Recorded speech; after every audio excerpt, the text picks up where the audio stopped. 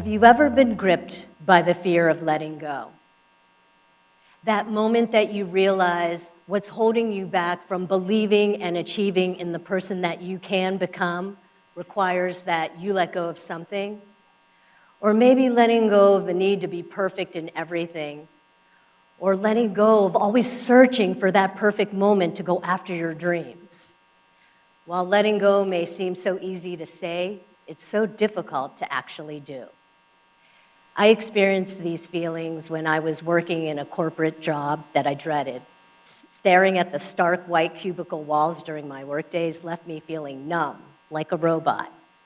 To escape the daily grind, I found solace at a nearby yoga studio. At first, I was drawn to the physical practice.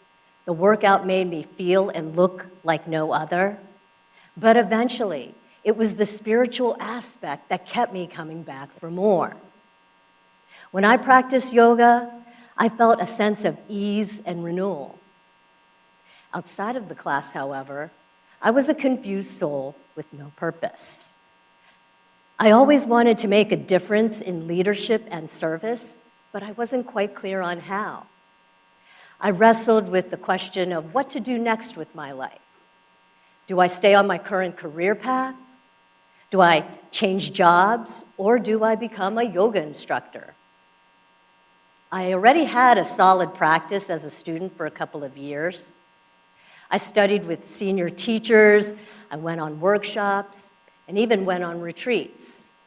So the transition for me to move from student to teacher was a natural one. So I decided to take the plunge and become a yoga instructor. Teacher training was intense, but it deepened my knowledge of yoga. It even gave me the confidence to start my own private yoga business right away.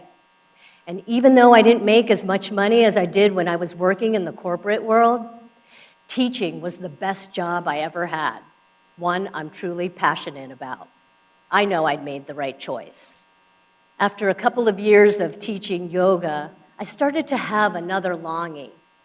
Deep down inside, my desire to start a family with my husband was calling, but it had always been cast aside because of my career ambition. My journey to get pregnant was a struggle. At age 40, the doctor told me that I had a 10% chance of succeeding. But in my heart, I knew this had to be wrong. I had conceived and miscarried before, so I already knew that my body was capable of becoming pregnant. I was determined to have a baby. In the past, the breathing techniques that I learned in yoga helped calm me during some of the toughest moments after I miscarried. These were stressful times for me because I felt like my body had failed me. My yoga practice brought me back to a place of centering and calm, reconnecting me to myself. It also helped me to reduce my anxiety. Yoga helps to reduce the amount of cortisol, the stress hormone that runs through the adrenal glands. And so I used yoga to bring my body back to this stress-reduced state where I was able to conceive. Today, I am the proud mother of a miracle son. In my heart, I know that it was yoga that allowed me to become a mom. I decided to help other women on this path who were struggling to get pregnant. I set up complimentary workshops at yoga studios and fertility clinics, specifically to target communities of women and families to help them face the emotional and physical stress of trying to conceive. These became sacred spaces and outlets for them to share their battle stories. I created a Yoga for Fertility sequence, which drew the attention on the breath to help center the mind and calm the body. I found my work teaching yoga for fertility deeply satisfying, but a part of me still longed to do a little bit more. I remember a conversation that I had had with one of my yoga mentors. She spoke to me about her experience teaching, learning, and developing compassion for all students, especially the ones who don't and can't get access to yoga. Given how powerful yoga had been for me and for other women who were struggling to get pregnant, I knew in my heart that yoga should not just be offered in exclusive classes geared to fit young athletes. And yet I still didn't know how to share this message of what yoga had done for me with a larger audience. After a couple of years of sharing my yoga for fertility work, I received an email of inquiring if I could teach yoga to someone with cognitive disabilities who was also blind in one eye. I was open to the experience. I started teaching yoga to Danny.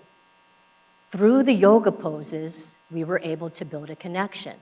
We established a bond. I'll never forget the time that he hugged and thanked me after a lesson. 6 months later, a friend approached me about collaborating on a documentary about how yoga radically changes lives. I thought this was my golden opportunity. Through the documentary, I could show how yoga not only empowered Danny's life, but do so for many others. I worked tirelessly on this film. For months, I spoke with families, doctors.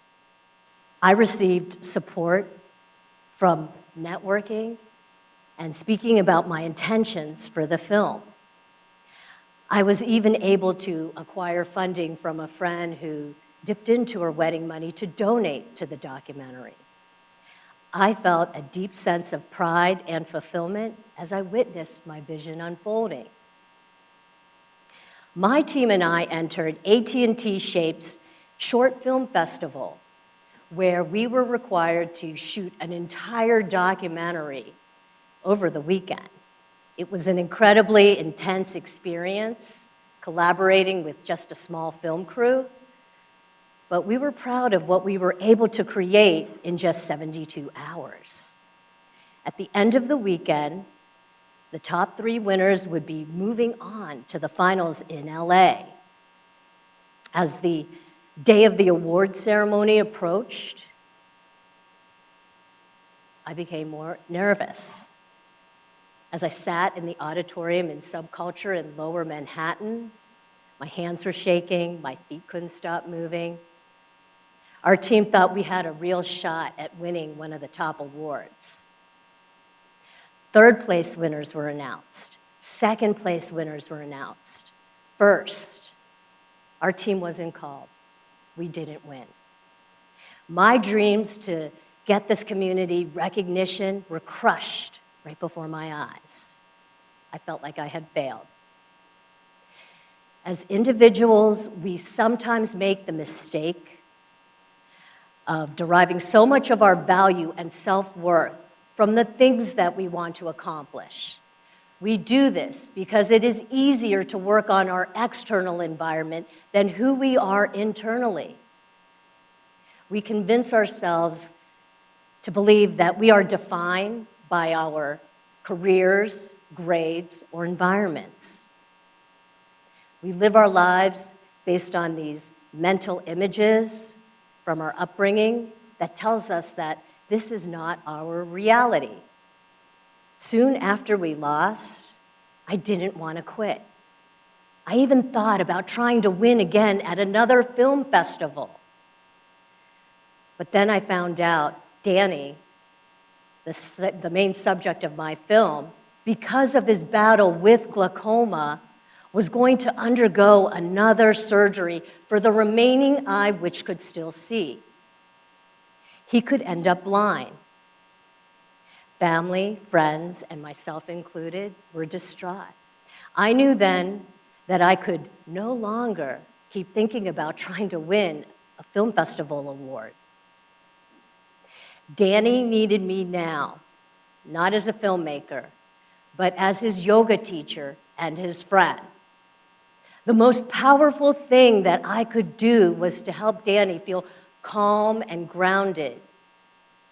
When I saw how much more calm and grounded he was and less anxious before his surgery and post-op, it made me remember the purpose and the value that I had. Soon after Danny's surgery, one of my private fertility yoga students gave birth to her first baby boy. I saw yet another powerful way of the impact of yoga, one-on-one. What I've learned is that letting go is a lifelong process. First, I let go of a corporate exec job that made me unhappy. Then I let go of my anxiety in order to have the child that I wanted. And then my current path required that I let go of an obsession with producing an award-winning film. And finally, I let go of my despair when I didn't succeed as I had planned. Time and again, the more I let go, the less I'm likely to live some ego-driven fantasy of who I'm supposed to be or expected to be, and the more comfortable I am simply being who I am. Throughout my decades of teaching, I've seen the power of yoga has helped us to let go. I've seen it in myself, and I've seen it in my students. When we let go of lives that leave us stuck and uninspired, we let go of what we thought was impossible or what other people told us was. On the other side of letting go of my fears, I found my true identity, and it is my hope you find yours too. Thank you.